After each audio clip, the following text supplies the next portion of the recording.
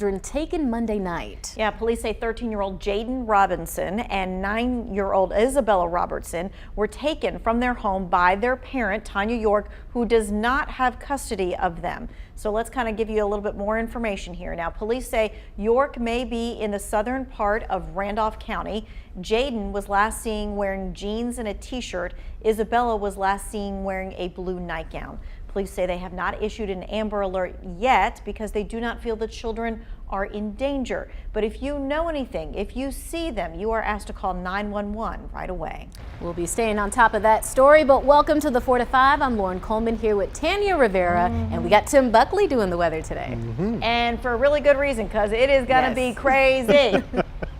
And we just have everything. You know, it really is an all kinds of weather type of Saturday, and it really starts to kick into gear tonight. You wouldn't know it because this is the nicest our weather has been in several days. Right now, we have blue sky. If you haven't been out, do it. You have a couple more hours to enjoy before things start changing. We're around 62 at the moment in Greensboro. Very comfortable, very sunny. High Point, look at you, looking very nice at this hour, 64 degrees. Temperatures in your neighborhoods should look similar to that, low 60s to upper 50s by and large. So it's a nice afternoon. We'll keep that around. Nothing showing up on radar here locally, but if we look to the south, we're already starting to see some rainfall. This is in South Carolina, moving up from Columbia closer to Charlotte, now heading toward Rock Hill. We're going to see that moving our way, and as early as about 6 to 7 o'clock tonight is when that rain should be moving in. This is around 7. There's 8 and 9 o'clock there, and notice we get a bit of a lull. It's not that wet right around midnight, but it really gets nuts early tomorrow morning. This is around 3 and 4 a.m. Look how heavy that rain is going to be. This could wake you up as far as the intensity goes, and there's a thunderstorm risk. You can see this is not anything to sneeze at. Right around 6 a.m. we see rain and storms moving just to our east. By around 7 and 8, our rain should lighten up. It might even mix with a little sleet or even a snowflake to finish by the middle of the day. The main chance for rain is 3 a.m. to 8 a.m. with any sprinkles or showers tapering off by noon. The problem is it's not just rain that we're talking about. We're also dealing with high winds. Winds will be gusty, 30 to 40 miles per hour all day. So one thing you can do right now, secure your outdoor objects that blow around every time it's windy. We just went through this on Monday. Do the same thing, or if there's anything you wish you had done, go ahead and do that. I just stacked up all my lawn furniture before I came to work.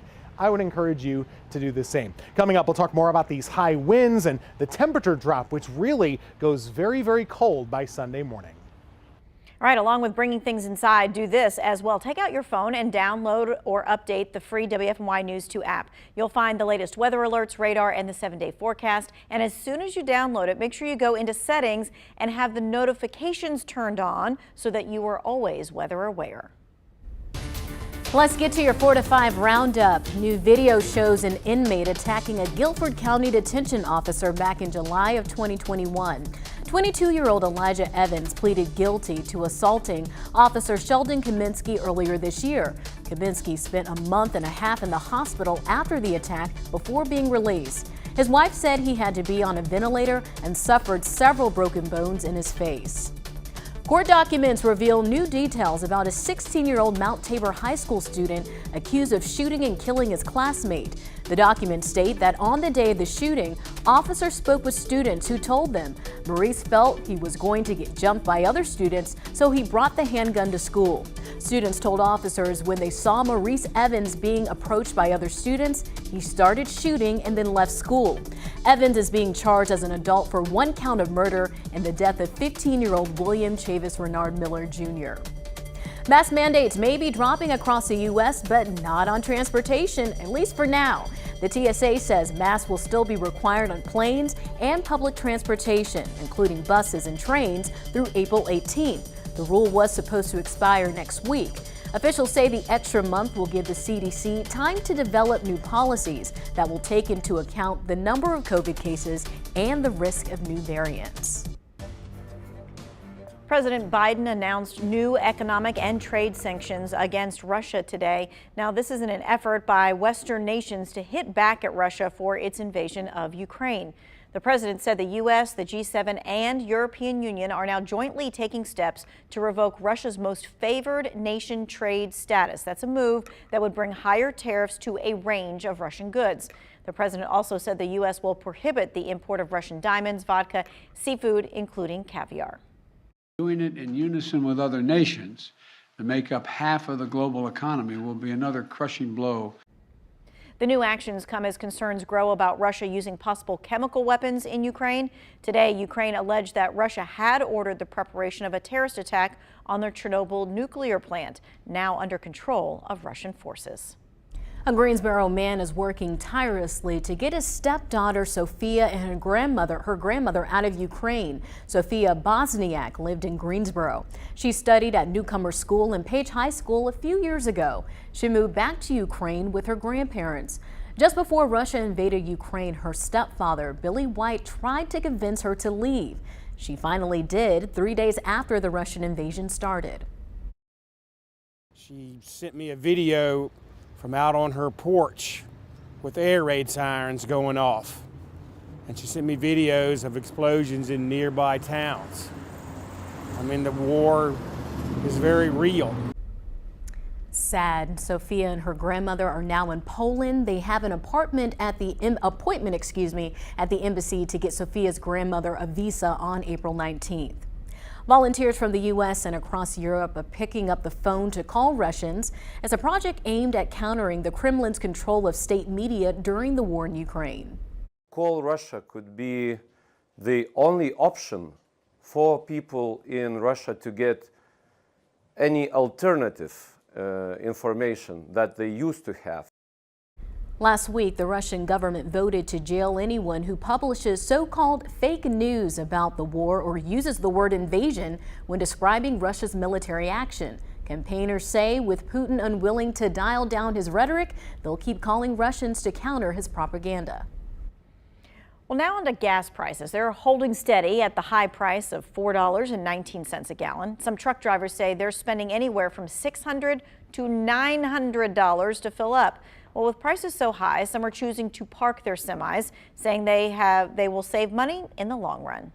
It doesn't make sense to me. If I owned a truck, I'd probably shut it down and go home. Some truck drivers are parking their trucks to save fuel and money. We spoke to one driver who says it normally takes about $300 to fill up his tank, but now he's spending about $600. Outrageous. Other drivers say they're paying anywhere from $850 to $900 to fill up, which isn't making them enough profit to do a route. I'm spending about $800, $850 to fill up. It's not worth me moving the truck if I can't make both, if I can't make a check and also pay for fuel. All right, so they're paying what sounds like double. AAA says consumers will likely not see relief anytime soon. They said ease some of the pain at the pump. Drivers can do things like avoiding peak traffic times and trying to do one-stop shops. Renters beware. As rent continues to rise in a tight housing market, scammers may be looking to take your money. According to ApartmentList.com, 5.2 million U.S. renters lost money from rental fraud. Lachelle Yates is the director of communications for the Better Business Bureau. She says a scammer could have one of two goals. They are either trying to get your money for a property they do not have the ability to rent, or the scammer may be hoping to get your personal information. We had a renter here in the Triad who reported to BBB Scam Tracker that she had filled out a rental application, including her social security number. And she says that the landlord ended up taking out a line of credit in her name. Yates says scammers often bait potential renters by posting stolen pictures from real rental listings. Don't be baited by the sense of urgency, whether it's a sense of urgency on your part because you found the perfect house or apartment, or you need to move in for some reason, or the sense of urgency on their part that they have a whole list of people out there who want this place, so you need to act now. Here are some ways to protect yourself. See the property in person. Yates says don't be afraid to go and knock on the door and ask the occupant if it's a rental really for rent. Try to meet the landlord in person. In many instances, the quote-unquote landlord may insist they are out of town or may even offer to leave a lockbox combination. Call the rental property company. If there is a sign in the yard, call the number listed and ask the person if the person you've been dealing with is really employed by the rental property management company. And last, do your research. Yates recommends Google searching the landlord or the property management's email address. If that person has properties outside of the area, it could be a potential red flag. So when applying for the rental property, Yates says it's a good idea to pay with your credit card. So if you do fall victim to a scam, your bank can reverse the charge. Yeah, I think that's one of the biggest things. They always want you to wire the money to them, never wire the money to them. And I think the part about seeing the landlord in person, or maybe even seeing the property in person, that is a really big takeaway. And I think if you can't, you know, in this day and age, we are all so used to not seeing people in person, right? But there's no reason why they can't FaceTime with you, that they can't Zoom with you, that they can't be on the phone with you and be FaceTiming with you and walk you through the place if they know it so well. That is what I did when I moved here. I couldn't visit the property, so I said, do you all do virtual tours? They said, oh, well, we can do one. So they got on Zoom and they walked around the apartment, spun in a circle in the closet so I could see how big it was, and it was so helpful. Yeah, and that lets you know that it's for real. Yes. Yeah. All right, we'll be right back.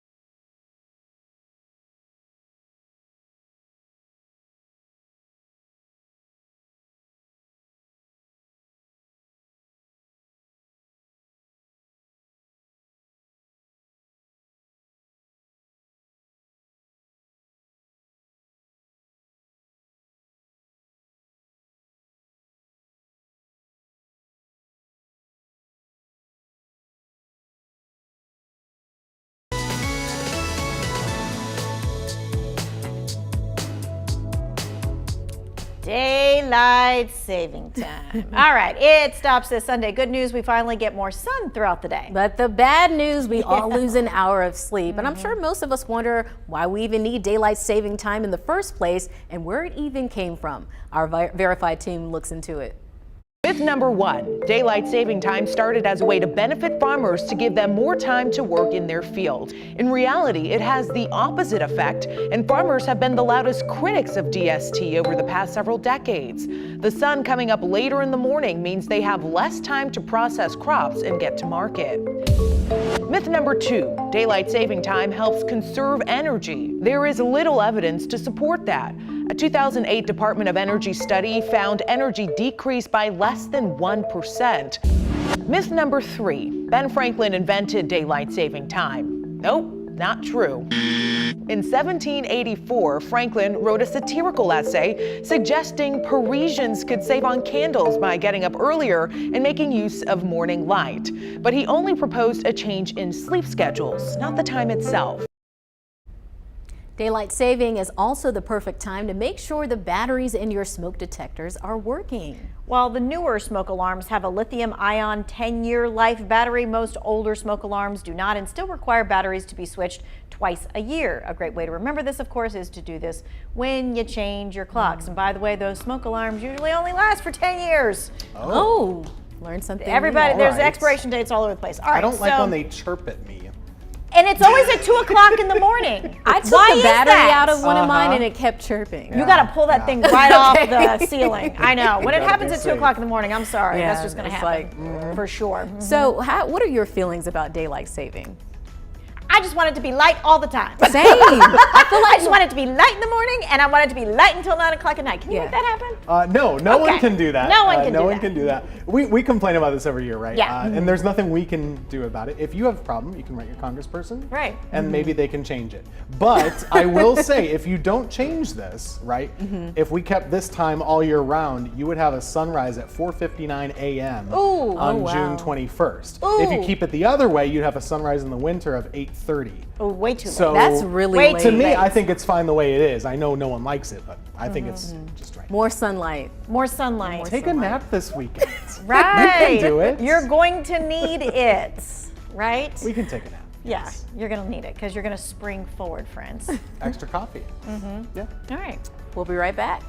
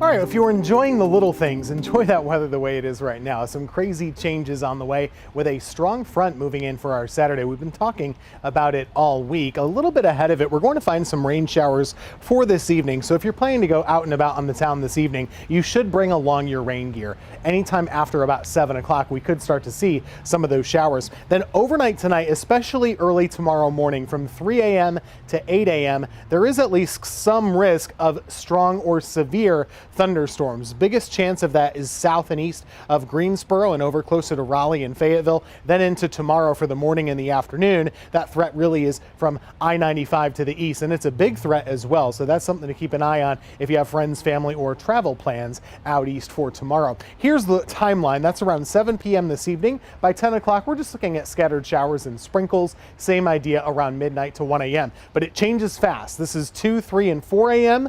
Heavy rain. Thunderstorms too. That will be over by 8. After that, we're left with some lingering precipitation. And I say that because it, yes, mostly should be rain, but we could get a little burst where there's some sleet involved and some snowflakes as well. Just something to kind of look at, not expecting accumulation, but that could happen in the middle of the day. The afternoon is sunny, but it sure is cold and it sure is windy. There's a big wind chill factor tomorrow. Winds gust 30 to 40 miles per hour, not just in the morning with the storms, but even in the afternoon. It will be very windy all day long. We might even have some limited power problems or tree problems in the Triad to deal with. Temperatures drop as well. These are daytime temperatures for Saturday, and then overnight by Sunday morning, the actual temperature will be close to 20 degrees. The mountains are going to get a lot of snow this weekend. Several inches up in the higher elevations. Again, here locally, just a chance to see a couple of flakes, and it's probably the last chance of the year. Looks a little quieter. Sunshine for Sunday, Monday, and Tuesday. Temperatures will start to increase as we go into next week. There is a superpower that we all have. However, not maintaining the superpower can lead us down dark paths we could have avoided. Today on U Day, Coach Lamont explains. The greatest superpower we all have are the words we speak. Now, our words defend us, they protect us, they elevate us to new heights. But your words also have a power to destroy you, to limit you, and push you into places you were never intended to live. So with this superpower, the decision you must make is whether you are the victor or the villain of your life. Words are simply servants which work on our behalf to produce the items you speak. Your words believe you and also believe that what you have spoken is what you really want for your life. So look at your life.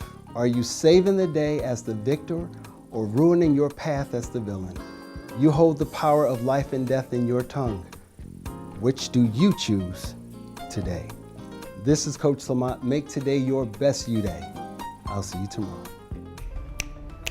Speaking of facts, I really do believe in this. I think you are what you speak, and sometimes you can train your mind to think positively by saying positive things about yourself. It may sound cliche, but when you say things like I'm worthy, I have value, you start to believe those things. And if you say negative things, you can cloud, that negativity can really get into your mind. I agree. I think it's a whole lot easier to be nicer to other people than to be nicer to my own self-talk. Absolutely. For sure. Oh, yeah. We're our biggest critics, for That's a sure. good point. Energy matters too, like if you're around positive energy or if you're around negative energy, Yes. right? Like you're either an energy addition, like you're either draining people's energy or you're giving it, right? Yes. One of those things is a good thing to be. You want to be the giver of the energy. Yeah. Let's give Sending the energy. you guys positive energy all the way Yeah. around. Yeah. Yes. We hope we can do that to you on the 4 to 5. All right, we'll Enjoy see you the later. Join us on Facebook.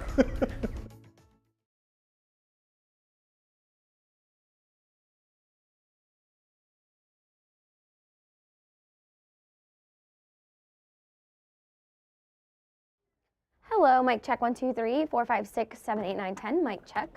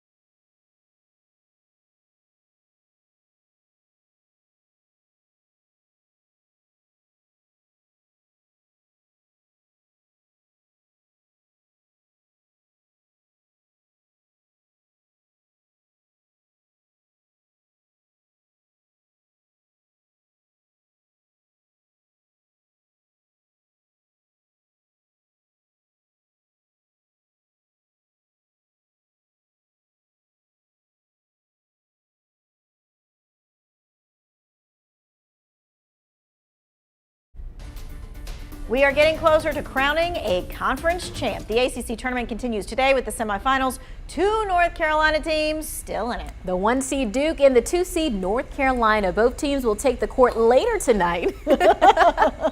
Amanda Ferguson tells us how they got here. Duke almost got upset by a hot Syracuse team, but late in the game, the Blue Devils went on a 10-0 run to advance. Meantime, North Carolina dominated Virginia from start to finish. Head coach Hubert Davis said his team was confident coming into this tournament after beating Duke in Cameron. Our attention and our focus and our preparation and our practice from last Saturday has been squarely on the ACC tournament. And once we found out we were playing Virginia, it was, narrowed in terms of our focus on playing a really good Virginia team. And so that's where we are. We don't look at things that are outside of our control, and we don't look at things in the past. We focus on what's in front of us, and now what's in front of us is playing an extremely good Virginia Tech team. The 3 seed North Carolina is set to take on the 7 seed Virginia Tech at 9:30 tonight. But before that, number 1 Duke will face number 4 Miami. Tip-off is set for 7 p.m. So we could see Duke and North Carolina again if both win tonight. That would be a really great game. So this afternoon, I'm scrolling, looking on all of the games and stuff like that, and I see ACC Network. So I start watching. I'm like, what are Duke and North Carolina playing for? It was a repeat from the game from the other night. Oh. I actually did watch that this afternoon. Because it's such a great game. I had to see it again. Yes. But then I also had to come to work, so I couldn't finish it. Right. But hopefully, I would like to see Duke and North Carolina again. Duke definitely would want revenge over North Carolina. I'm sure a lot of people will be excited about that, because weren't the tickets for the last game, they were like sky high, like 4,000 or something like that? Yeah. Of course, that was because it was at Cameron, right? Yeah, Besides, that's true. Yes. But it's going to be a great tournament. It has been so far. We'll be right back.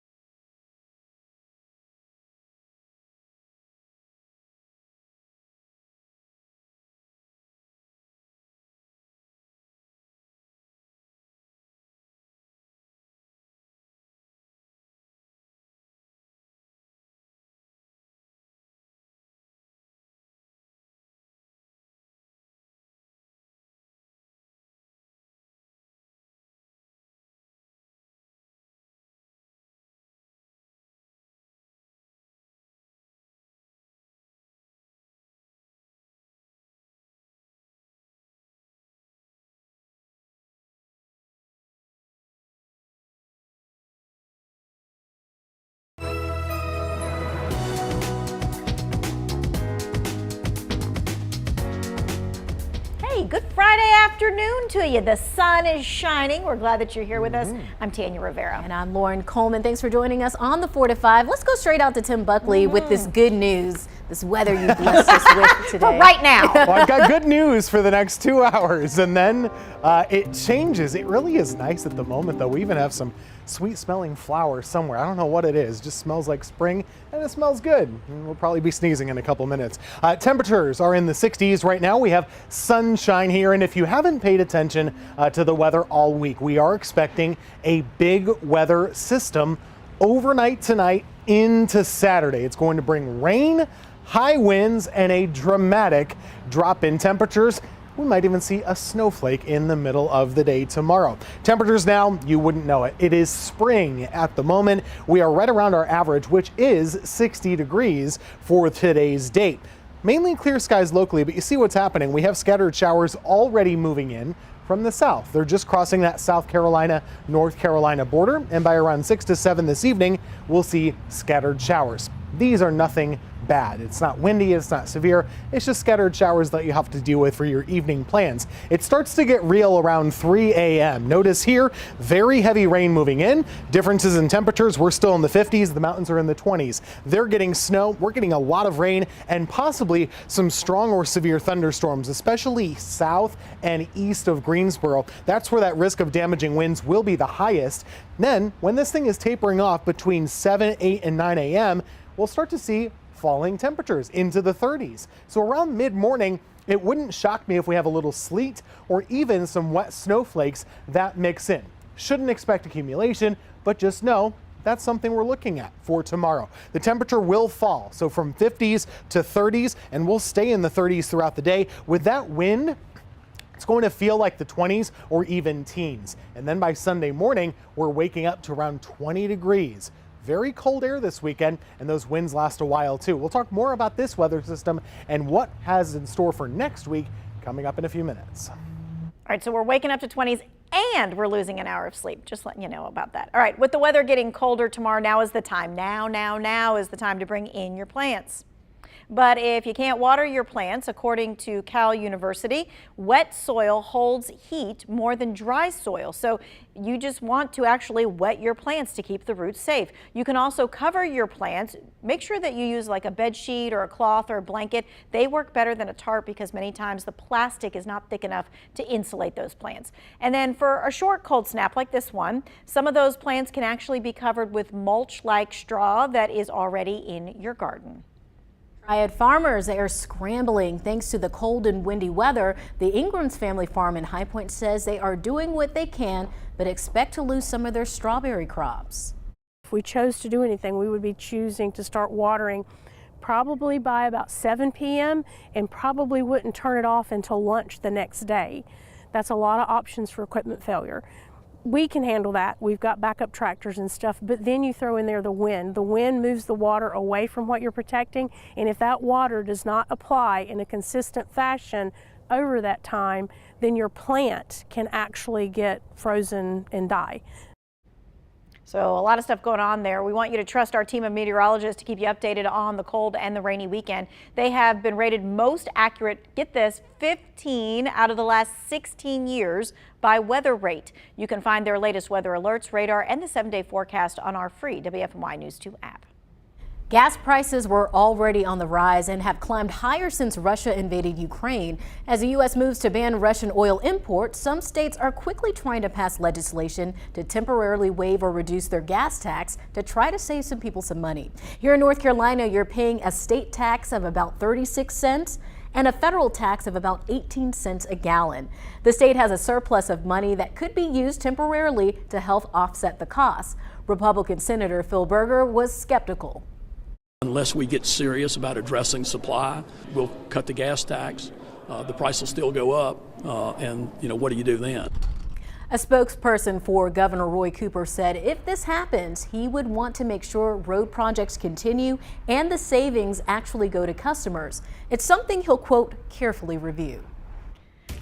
All right, so we want to show you how low the numbers can go. The number of people with coronavirus in Guilford County hospitals now down to 19. It is the tiny little red bar There it is, all the way right here. Okay, that's the lowest number that the county has reported since last July, nearly 8 months ago. It's impressive when you consider that we hit a record high of 313 patients just about a month and a half ago. The gaps that you see here, okay, so you see these gaps and you see these gaps, those are the holidays, those are the weekends when the county does not report the numbers. Today marks 2 years since the World Health Organization declared the coronavirus pandemic. Since then, nearly 80 million have been infected and more than 950,000 have died in the U.S. alone. One of the main questions, when will we reach the endemic phase? That doesn't mean the virus disappears, but rather that we're not seeing a large case spike. I don't think we're in that state just yet, although hopefully we're going to be in a state where we've got a kind of amount of disease that we can afford to not be obsessing about it all the time. Experts say while they are in a far better place than 2 years ago, we need to learn from this experience that pandemics don't simply go away. COVID cases and hospitalizations continue that sharp decline in the Carolinas specifically, but with possible variants always lurking, could we need some kind of extra protection later this year? A second booster may come this fall, but it might not be the same as last time. Let's connect the dots. U.S. health officials say COVID cases could pick up again in the colder months. Moderna's chief medical officer says the world is going to need an updated COVID vaccine. They're developing a new version that targets the super contagious Omicron variant, but no one knows what the predominant variant will be in the coming months. So an update is needed to provide the highest level of protection as possible. But just like the flu shot, there's no guarantee that any of the new vaccines under development will work as intended. And that is connecting the dots.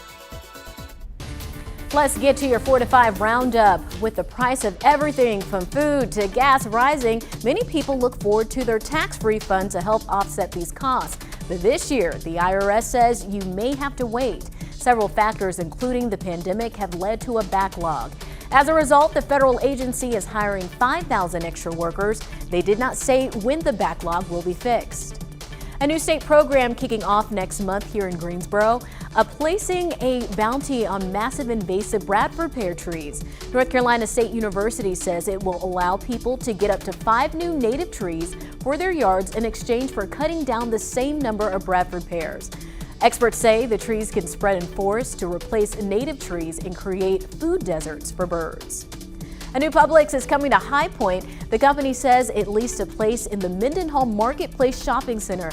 That's on southeast corner of Johnson Street and Skeet Club Road. No word yet on when the store will open. This will be the second Publix store in High Point.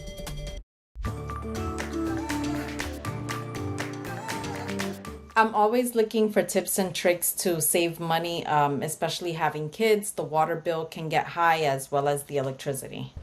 All the bills and all of the laundry. You know, it's just really one of those household chores you just really can't get around doing. So for instance, Tim, I think tomorrow morning is going to be a great day to do laundry.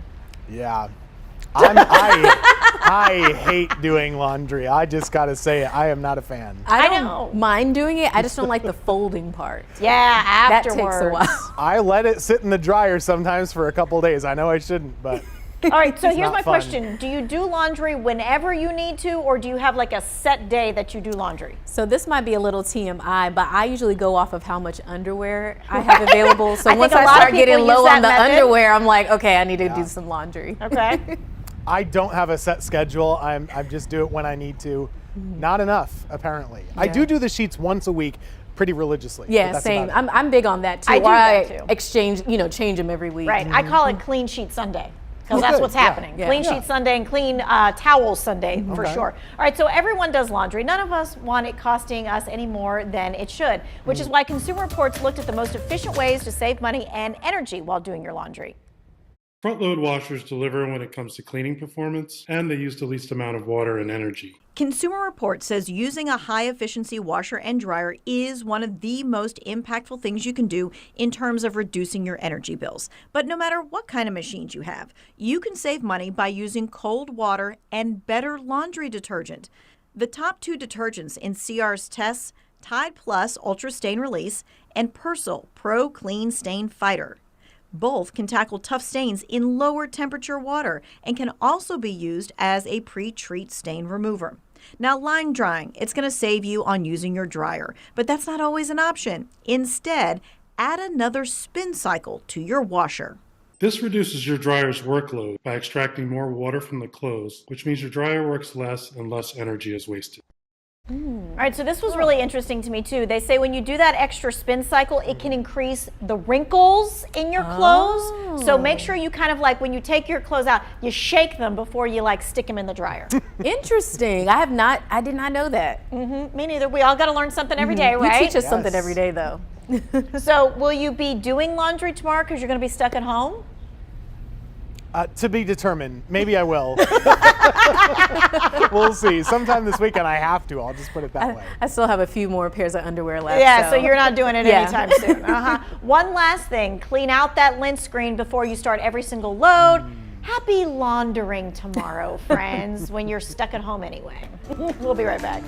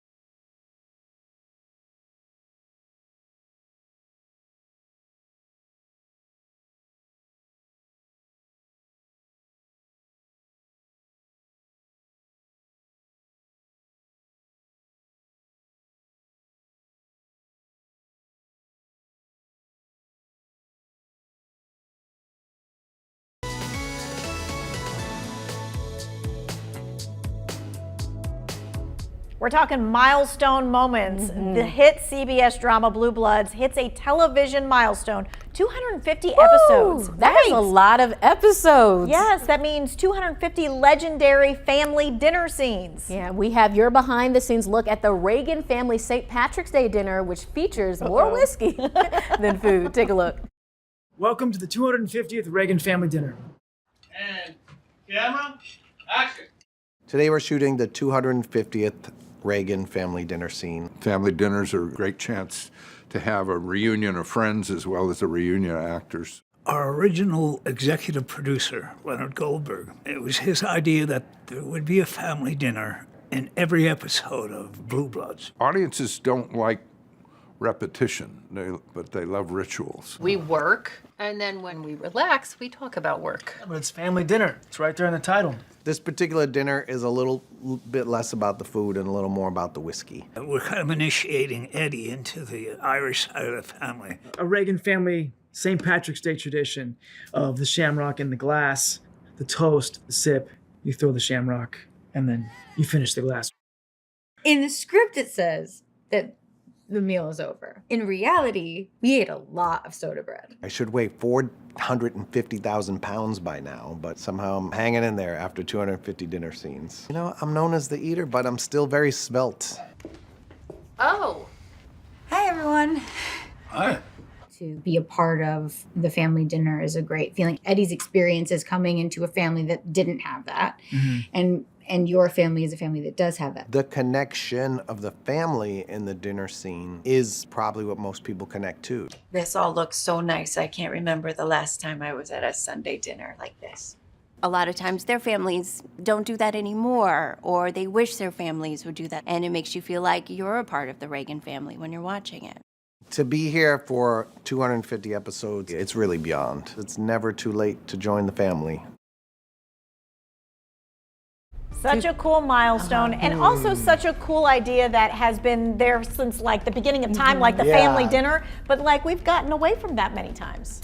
Yeah, everyone's so busy, right? And that's kind of the excuse, but Right. can you make time to get the family together once a day, once a week for a dinner? Or at least a couple That's the times a week. I challenge. know when I was younger, we ate dinner as a family at least Monday through Thursday. You know, Friday we might do our own thing, eat pizza, eat out and stuff like that. But my parents made sure that dinner was on the table and we all sat together as a family. And when I was growing up, you know, we went to my grandmother's house for dinner every Sunday. Every Sunday. I love Every that. Sunday Okay. we were there, right? We'd go and do work things in the house during the Sure. day, and then we'd be at my grandmother's for dinner. With some Every good night. cooking. I bet you did all your cousins and all the different cousins, things yes, like that. so it was come. a Yeah. good family moment in time, yes. Yeah, That's we a gotta fun bring thing. that back and put down the phones. Yeah, check that at the door. No politics. Be right back. No politics.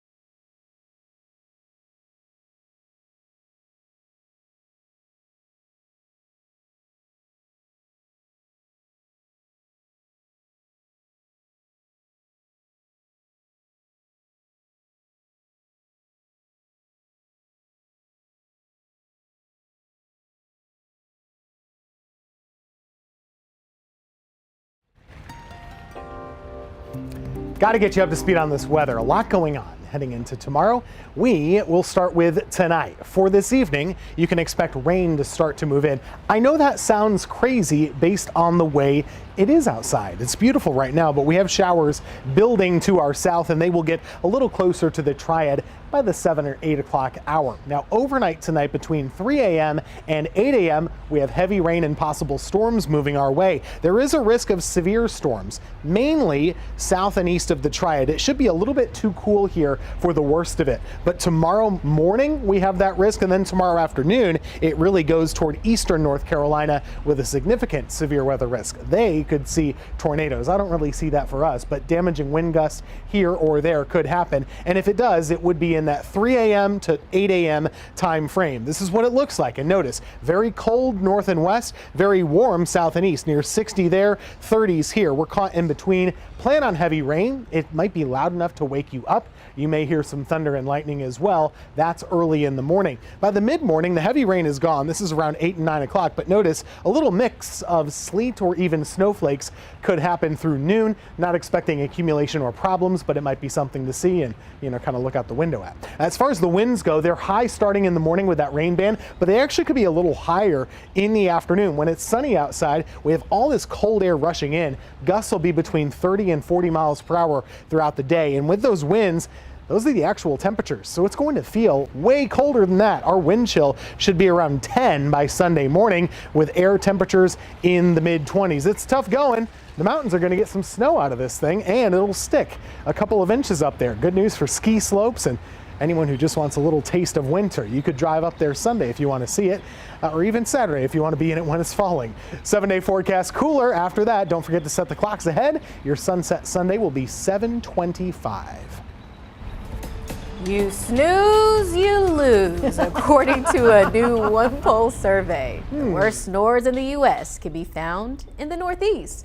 But the overnight ruckus is widespread. 46% of respondents said snoring, either their parents or their own, has affected their daily routines, growling as the top nocturnal noise, followed by a sound similar to a chainsaw. Oh my! And even Darth Vader. Darth Vader, I was trying. Right? That's the sound, right? Is it not? Yeah. Yeah. You got to be able to sleep through it, I guess. My dad is My a very dad, loud too. snorer Snore. that even with the door closed down the hall and with my door closed, I could still hear him. I'm like, goodness, how does my mom put up with this? There was a crew that went out to cover hurricanes back in the day. And I'll just say that one of them was snoring so much that the other person had to sleep in the bathtub with the door closed because they couldn't do it. Yeah, that's a lot. All right, on to something else. All right, waiting to go until landing on the throne at home. According to a new one poll survey, 7 in 10 Americans say, I'm gonna hold it in order to skip using a public restroom. Nearly 2/3 said they're uncomfortable using a public bathroom, especially for number 2. And that includes work as well.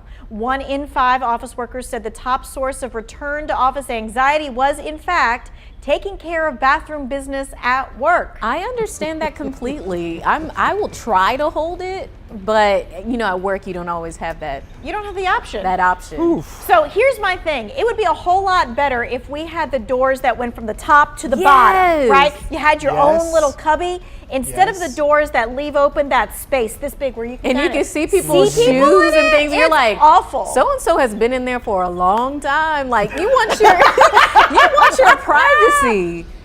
Yeah, I will it's say, a lot. There's that bathroom, guys, by like prop storage, which The total one privacy. bathroom where you can have it all by yourself. Just That's what you're letting saying. All right. Everybody's got to have their little tricks, right, in the office for sure. We'll be right back.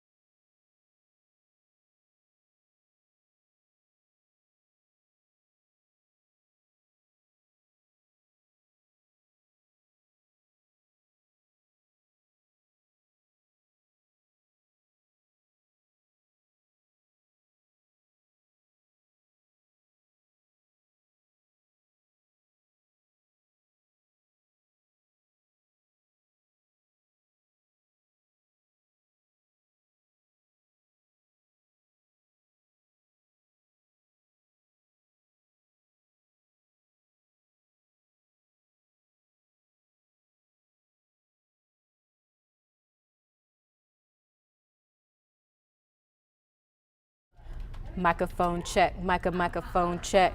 1, 2, 3. Mic. Hey there, 1, 2, 3, 4, 5. 1, 2, 3, 4, 5. Hi, Alabama. Excuse me, Illinois, Indiana, Iowa, Kansas, Kentucky, Louisiana, Maine, Maryland. Mistakes that are made. Hey, are you talking to me? Oh, okay. Ice cold milk and an Oreo cookie, they forever go together. I'm sorry. I was yapping and I could not really hear. Okay. Yesterday. Mic check 1, 2, 3. Mic check 1, 2. So I feel like by the time. Hey, 1, 2, 3, 4, 5, 6, 7, 8, 9, 10, 11, 12, 13, 14, 15.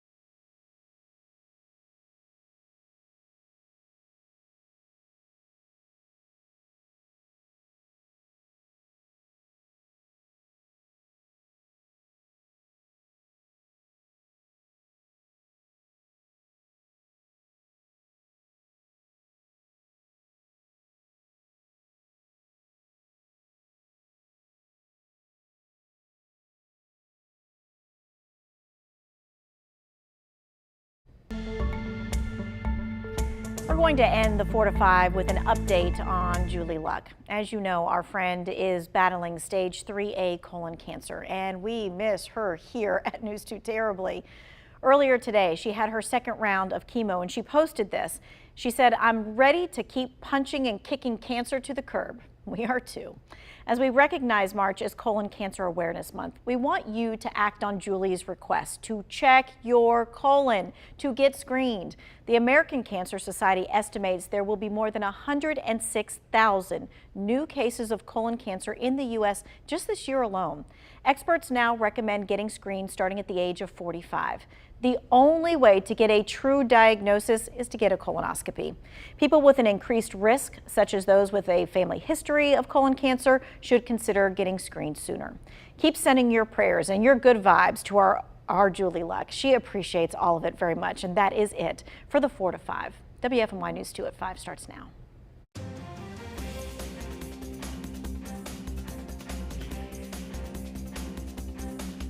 Today we are getting our first look at the jailhouse assault that sent a detention officer to the hospital for weeks, what his wife is saying about his recovery, and the new sentence for the suspect. New documents detailing events on the day of the Mount Tabor shooting. What we now know about law enforcement's investigation the day a student was killed at his high school. And enjoy the comfortable weather while it lasts. Big changes are coming.